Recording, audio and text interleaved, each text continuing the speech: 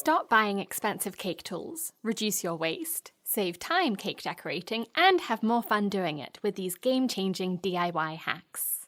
No couplers? No problem. For colourful patterns that don't require lots of piping tips or couplers, colour your frosting and put each colour in a piping bag with no piping tips.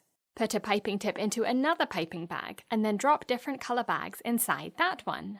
After using each colour, pull the coloured bag out of the bag with the tip, drop another colour in, and squeeze the frosting into a bowl until you get the last of the old colour out, and only the new colour comes through. Pipe, pull the bag out, put the next bag in, squeeze, and repeat. With this DIY method, you can make colourful patterns quickly without having to wash piping tips and piping bags in between.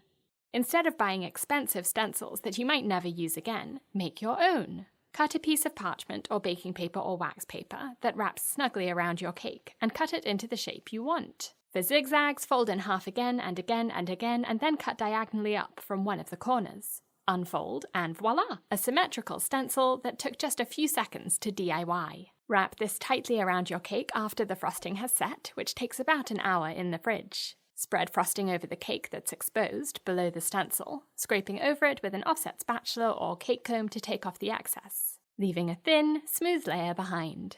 Peel the stencil off to reveal your pretty cake design.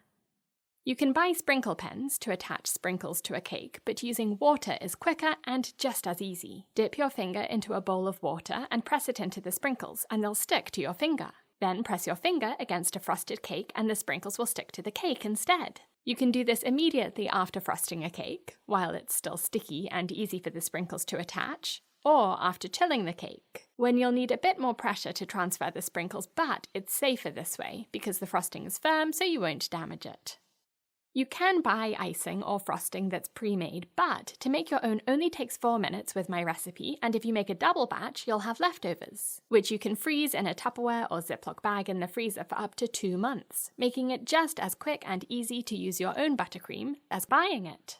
Take it out of the freezer the night before you need it, and if it's in a Ziploc bag, you can cut a corner off to make it really easy to squeeze out into a bowl and recolor for another cake.